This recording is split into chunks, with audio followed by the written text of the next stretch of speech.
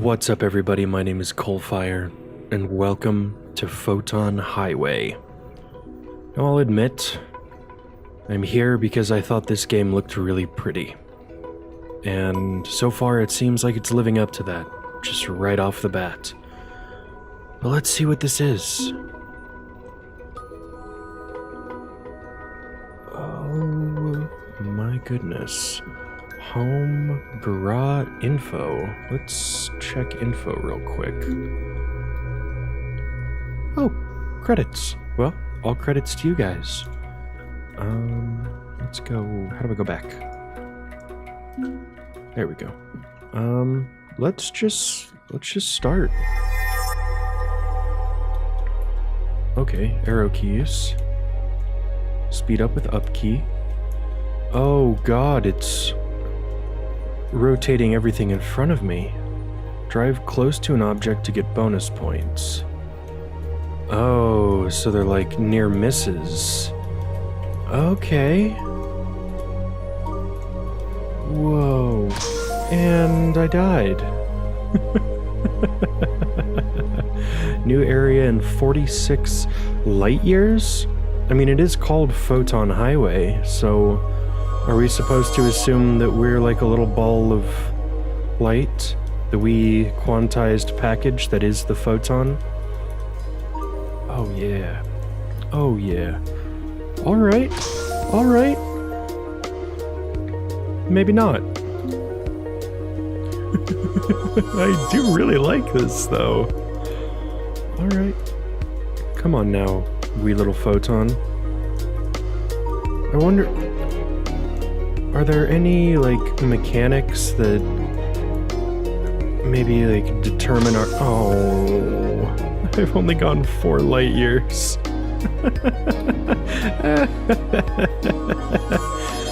I was thinking, like, determine our wavelength or our frequency or anything like that. Because, I mean, the speed of light is constant. The only thing that changes is the inverse relationship between wavelength and oh god, those come out of nowhere. You really got to go on the inside of turns. Wavelength and frequency, I was trying to say. Okay, thank you for freaking out again, computer, as you do. Alright, let's see what we can get going on here. Oh, geez. Oh, Jesus. Do the little, like, oil slicks prevent my handling from being good for, like, a short period? That's kind of what it felt like. Oh, goodness. Oh, wow. This is really beautiful. Holy crap.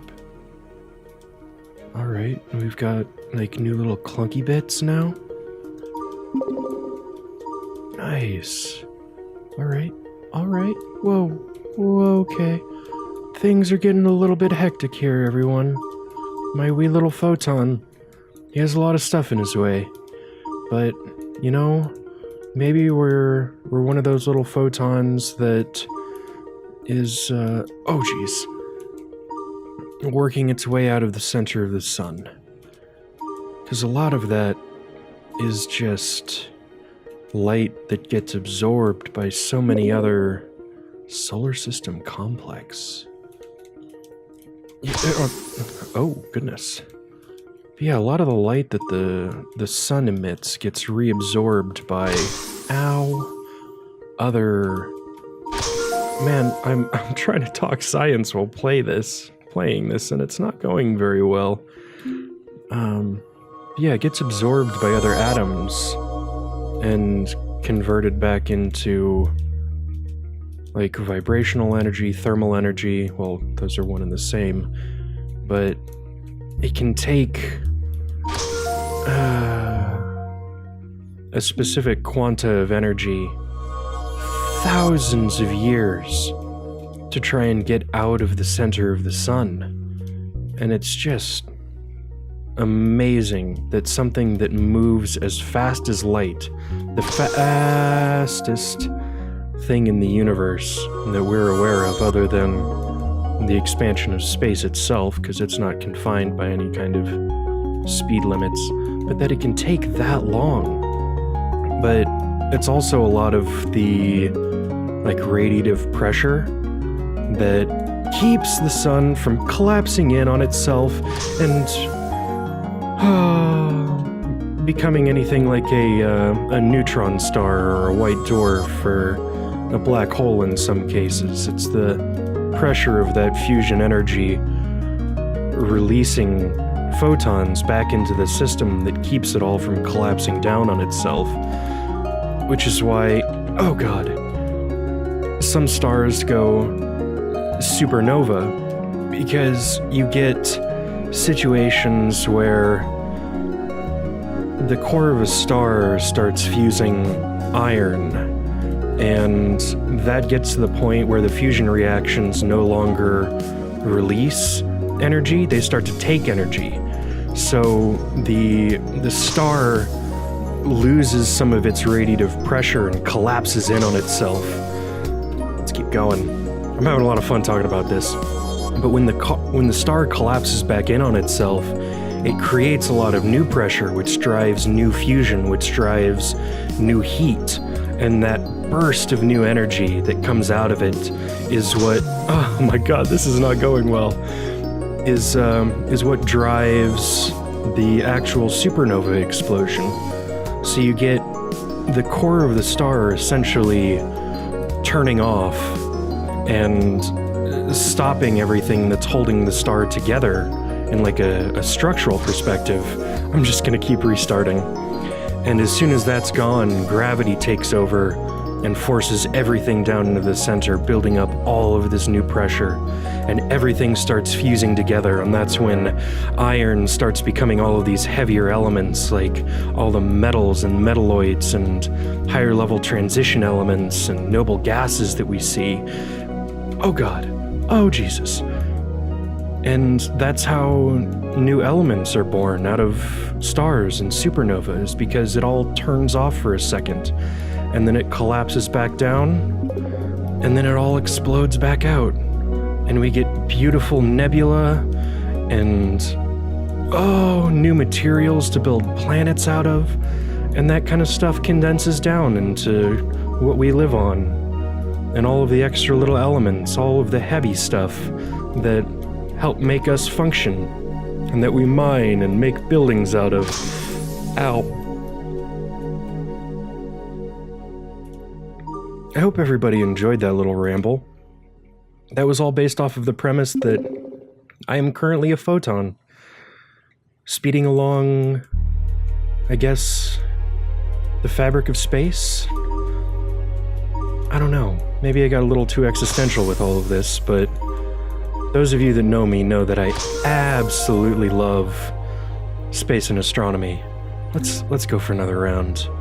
And if there's anything that I can recommend to you guys, it's Fraser Cain and Dr. Pamela Gay. They are amazing scientists and science journalists, and they do a fantastic job of making some of the most complex space and astronomy subjects and topics accessible to, mere biologists like myself. Things that,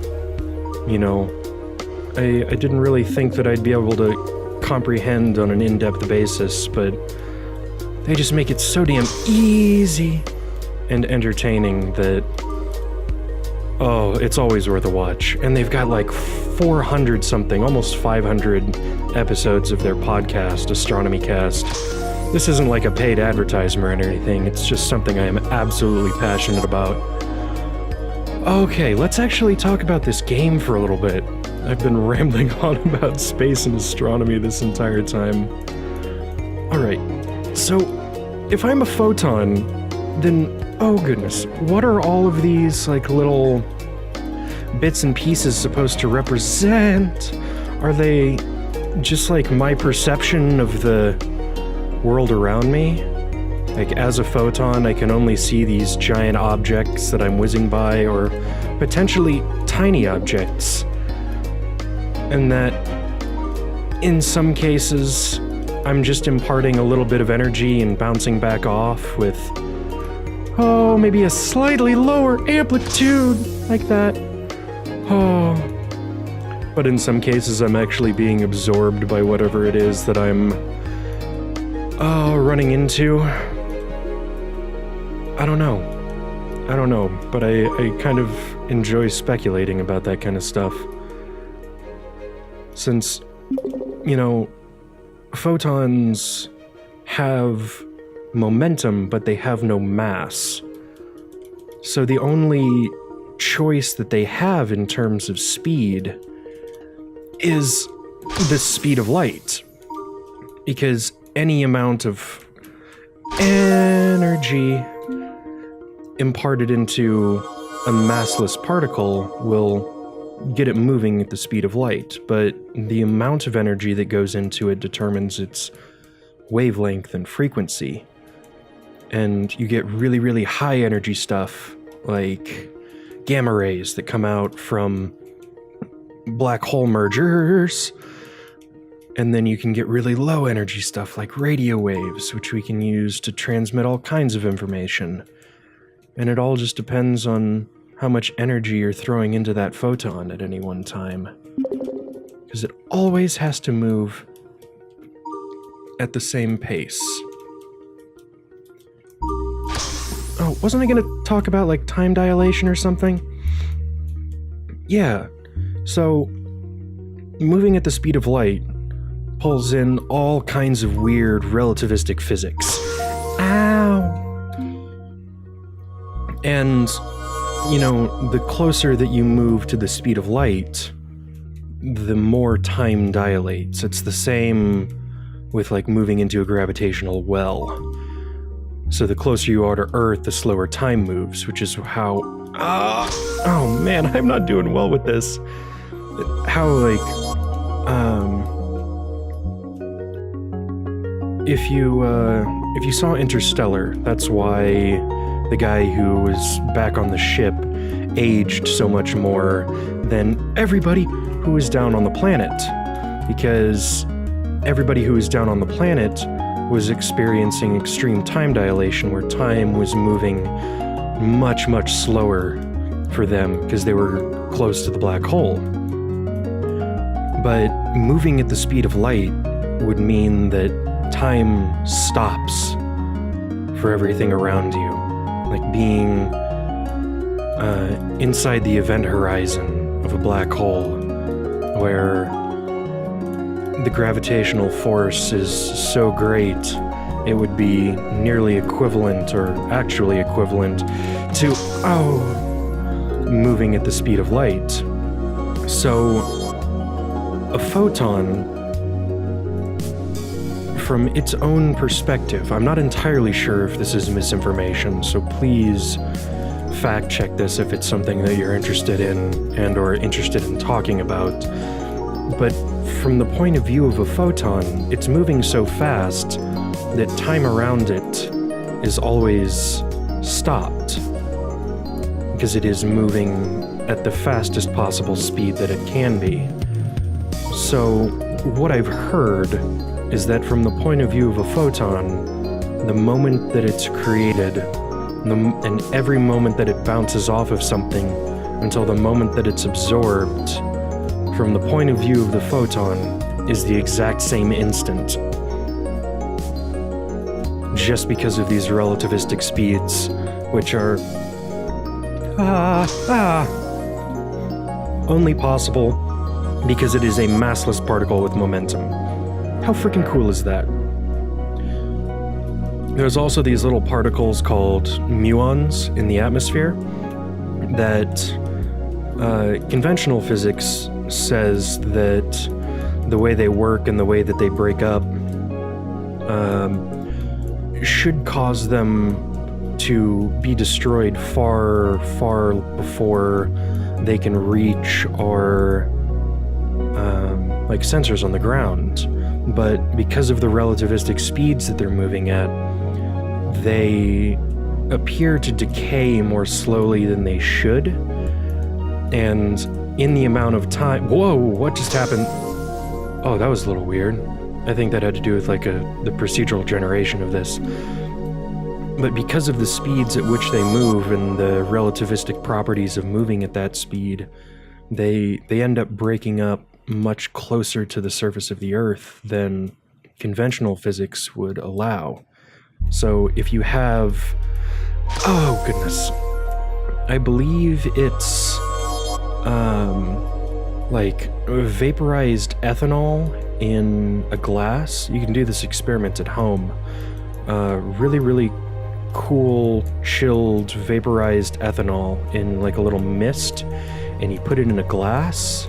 You can actually see muons and their interactions with it as like little streaks. How cool is that? I love physics. I love astronomy, but honestly, I never had the concentration or anything for the mathematics of it. I took calculus in college. I got a B-, and I was content with that being my last required mathematics course until I took like biostatistics or anything like that. But please, I highly recommend going and checking out Astronomy Cast, the Weekly Space Hangout, Fraser Cain's question shows. They're so freaking informative, and you can learn so much, and they do it in such an entertaining way. Oh, but I think I'm gonna leave this episode with my next death, so what do you say we be a kick-ass little photon and get somewhere fast? Alright, let's go. Let's go. Oh, yes. Oh yeah. Okay, I'm actually focusing on this now, and I know I'm gonna jinx myself by saying something, but it all seems like it... Oh geez, I like that. That's really cool. Holy crap, how am I surviving these? Oh god, okay. Yeah, let's go back to the menu and see what we've earned over our little trip. Garage. 1 life at start. Start with 1 extra life. Life regeneration slower. Wow. Look at all of our little photons. That's so cool. But I hope you've enjoyed my ramblings on my enjoyment of space and astronomy. Oh, I love talking about stuff like this, and this was such a cool, relaxing game to do it to. The music is just super chill, really atmospheric. This art style is absolutely gorgeous. I think there was that one issue with the procedural generation where the tracks ended up overlapping with themselves, but overall not a huge deal. I think this is still early access. Well done, devs. This was really cool. Thanks for letting me just kind of chill, monologue for a little bit, and talk about stuff that I really enjoy. This is a really cool game. Please be sure to fact check anything that I have said in this, because I was playing a game while saying them. I could have misspoken. I could have been completely wrong about things. Don't spread information that you haven't checked up on yourself, even though I am exactly guilty of doing just that this entire video. But thank you so much for watching. My name is CoalFire, and I will see you next time.